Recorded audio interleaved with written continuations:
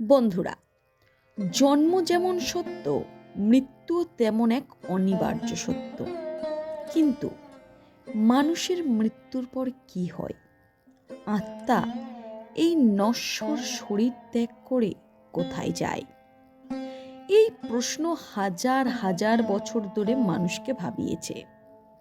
আমরা জানি যে আত্মা অমর, কিন্তু এই অমর আত্মা শরীরের ঠিক কোন পথ দিয়ে বেরিয়ে আসে? বিশেষ করে শাস্ত্রমতে একজন মহিলার আত্মা বের হওয়ার পথ নিয়ে অনেক গূঢ় রহস্য বর্ণিত আছে। ভগবান শ্রীকৃষ্ণ অর্জুনকে এবং গরুর পুরাণে পক্ষীরাজ গরুরকে মৃত্যুর এই অন্তিম যাত্রা সম্পর্কে বলেছেন। তা শুনলে আপনাদের শির দাঁড়া দিয়ে হিমস্রোত বয়ে যেতে পারে। তবে আজকের আমার ভিডিওর মূল বিষয়বস্তু হলো মহিলাদের আত্মা শরীরের কোন অঙ্গ থেকে বের হয়, তাদের আত্মা কি শরীরের নিচের ছিদ্র দিয়ে বেরিয়ে যায়? কি বলছে আমাদের সনাতন শাস্ত্র? আত্মার স্বরূপ এবং শ্রীকৃষ্ণ ভগবান কিসে গীতাতে ঠিক কি উপদেশ দিয়েছেন? শ্রীমদ্ ভগবদ্ গীতার 2য় অধ্যায়ে শ্রীকৃষ্ণ বলেছেন, নৈনং ছিদন্তি শাস্ত্রাণি নৈনং দহতি পাবক। অর্থাৎ আত্মাকে অস্ত্র দিয়ে কাটা যায় না, আগুনে পোড়ানোও যায় না, কিন্তু এই আত্মা যখন তার কর্মফল শেষ করে শরীর ত্যাগ করে, তখন শরীরের 9টি দ্বারের যে কোনো একটিকে বেছে নেয়। শ্রীকৃষ্ণ বলেন, আত্মা শরীর ত্যাগ করার সময় একটি বিশেষ ভাব বা মানসিক অবস্থা নিয়ে বের হয়। একজন মহিলার ক্ষেত্রে তার সারা জীবনের ভক্তি, মায়া, মমতা এবং কর্মই নির্ধারণ করে তার আত্মা ঠিক কোন পথে মহাপ্রয়াণ করবে। আমাদের শরীরকে একটি মন্দিরের সাথে তুলনা করা হয়, যার 9টি প্রধান দরজা। চলুন জেনে নিই প্রধানত সেই 9টি দরজা কি। মানুষের শরীরে, সে পুরুষ বা মহিলা উভয় ক্ষেত্রেই 9টি ছিদ্র বা পথ থাকে। এগুলি হলো 2টি চোখ, 2টি কান, 2টি নাসিকারন্ধ্র, মুখ, মলদ্বার এবং জননেন্দ্রিয়। প্রথমত ঊর্ধ্বমুখী পথ, যেমন চোখ, কান, নাক এবং মুখ। যদি কোনো মহিলার আত্মা চোখ, মুখ বা নাক দিয়ে বেরোয়, তবে শাস্ত্রমতে একে শুভ হিসাবে ধরা হয়। এর অর্থ হলো সেই মহিলা জীবদ্দশায় পুণ্য কাজ করেছেন এবং তার আত্মা উচ্চতর লোকে, যেমন স্বর্গলোক গমনের যোগ্য। দ্বিতীয়ত অধোমুখী পথ, মলদ্বার বা জননেন্দ্রিয়।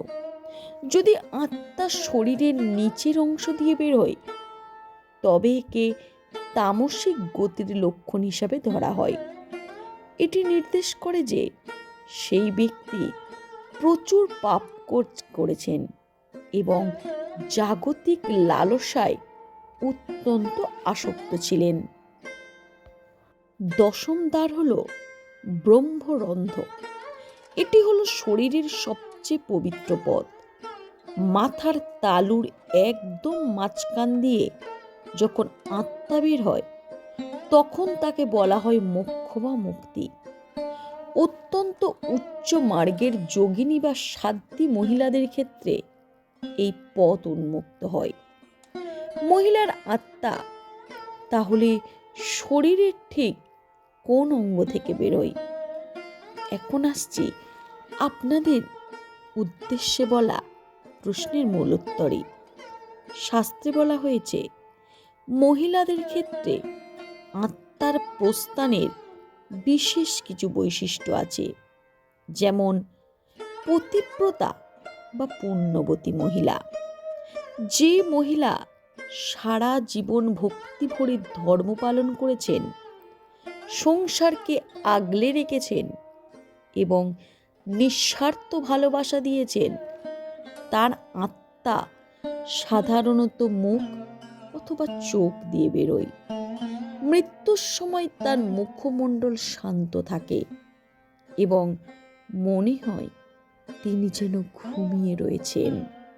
দ্বিতীয়ত, জ্ঞান ও সত্যের পথে চলা মহিলা, যিনি জ্ঞানের চর্চা করেছেন, সর্বদা সত্য কথা বলেছেন, তার আত্মা নাসিকারন্ধ্র বা নাক দিয়ে বেরোয়। এটি অত্যন্ত পবিত্র একটি গতির প্রতীক। তৃতীয়ত, মোহ বা মায়ায় আসক্ত মহিলা, যদি কোনো মহিলা তার সন্তান, সম্পত্তি বা জাগতিক বিষয়ের ওপর অতিরিক্ত মায়া রেখে মৃত্যুবরণ করেন, তবে তার আত্মা অনেক সময় কষ্ট পেয়ে মলদ্বার বা নাভি অঞ্চল দিয়ে বের হতে চায়। শাস্ত্রমতে এটি অত্যন্ত যন্ত্রণাদায়ক মৃত্যু। তবে গরুড় পুরাণ অনুযায়ী মৃত্যুর সময় যমদূতরা যখন উপস্থিত হয়, তখন পাপী আত্মা ভয়ে সংকুচিত হয়ে যায় এবং নিচের পথ দিয়ে বের হতে বাধ্য হয়। কিন্তু পুণ্যবতী মহিলাদের নিতে স্বয়ং দেবদূতরা আসেন এবং আত্মা শান্তভাবে ঊর্ধ্বগামী পথ দিয়ে বেরিয়ে আসে। কর্মফলের ভয়ঙ্কর সত্য এবং পরবর্তী জন্মের বিষয় ভগবান শ্রীকৃষ্ণ গীতাতে বলেছেন, জং জং বাপি শরণ ভাবং ত্যজত্যন্তে কলেবরম। অর্থাৎ অন্তিম সময়ে মানুষ যা চিন্তা করে সে তেমন শরীরই পায়। যেমন যদি কোনো মহিলার আত্মা তার চোখ দিয়ে বের হয়, তবে মনে করা হয় তিনি চন্দ্রলোকে বা পিতৃলোকে স্থান পাবেন। যদি কান দিয়ে বের হয়, তবে তিনি দিব্য শ্রবণ শক্তি লাভ করবেন। কিন্তু যদি আত্মা শরীরের নিম্ন ভাগ দিয়ে বের হয়, তবে তাকে নরক যন্ত্রণা ভোগ করতে হতে পারে, অথবা পরের জন্মে পুনরায় কোনো পশু বা ইতর যোনিতে জন্মগ্রহণ করতে হয়। তাই শ্রীকৃষ্ণের উপদেশ হলো, জীবনভর এমন কর্ম করো যেন মৃত্যুর সময় তোমার মন কেবল ভগবানেই নিবিষ্ট থাকে, কারণ অন্তিম মুহূর্তের সেই 1 সেকেন্ডের চিন্তাই ঠিক করে দেবে তোমার আত্মা কোন পথ দিয়ে বের হবে। মৃত্যুর আগে আত্মার প্রস্তুতি বা মুক্তির উপায়। তাহলে কিভাবে একজন মহিলা একটি পবিত্র মৃত্যু বা উত্তম গতি নিশ্চিত করতে পারেন? শ্রীকৃষ্ণ 3টি সহজ পথের কথা বলেছেন। প্রথমত, আসক্তি ত্যাগ। জীবনের শেষ সময়ে এসে মায়া বা মোহ ত্যাগ করা জরুরি। মনে রাখা উচিত, আমরা খালি হাতে এসেছি এবং খালি হাতেই আমাদের ফিরতে হবে। তাই কোনো কিছুর প্রতি আসক্তি নিয়ে ফিরে যাওয়া উচিত নয়। দ্বিতীয়ত, নাম জপ। কলিযুগের ভগবানের নাম জপ করাই হলো সবচেয়ে বড় সুরক্ষা কবচ। মৃত্যুকালে যার মুখে নারায়ণ বা কৃষ্ণ নাম থাকে, তার আত্মা সরাসরি ঊর্ধ্ব গগনে যাত্রা করে। তৃতীয়ত, ক্ষমা। মৃত্যুর আগে সবার প্রতি মনের ঘৃণা ও ক্ষোভ ধুয়ে মুছে পরিষ্কার করা উচিত। ক্ষমাশীল হৃদয়ের অধিকারী ব্যক্তির আত্মা খুব সহজেই শরীর ত্যাগ করে। বন্ধুরা, মহিলারা আত্মা কোন অঙ্গ দিয়ে বের হবে তা তার পোশাক বা রূপ ঠিক করে না। ঠিক করে তার চরিত্র এবং কর্ম। আত্মা হলো পরমাত্মার অংশ। যেমন গঙ্গা জল শেষ পর্যন্ত সমুদ্রেই মেশে, তেমনি আমাদের আত্মাও চায় ভগবানে লীন হতে, কিন্তু আমাদের পাপ আর মোহ তাকে সর্বদা আটকে রাখতে চায়। মৃত্যু কিন্তু কোনো ধ্বংস নয়, এটি কেবল একটি রূপান্তর। আপনি আজ যা আছেন, কাল আপনার আত্মা সেই পথেই যাত্রা করবে।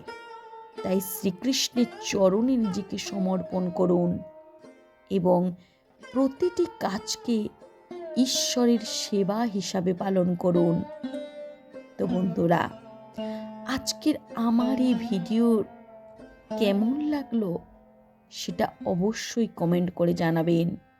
আর হ্যাঁ, এটি সম্পূর্ণ শাস্ত্রের বিষয়। আপনারা এটি মানতে পারেন বা নাও মানতে পারেন, সেটি আপনাদের একান্ত বিষয়। তাও বলছি, আপনাদের যদি আমার এই চ্যানেলের ভিডিওগুলো ভালো লেগে থাকে, অবশ্যই আপনারা আমাকে একটা লাইক করবেন এবং পারলে একটা কমেন্ট করে যাবেন। নমস্কার।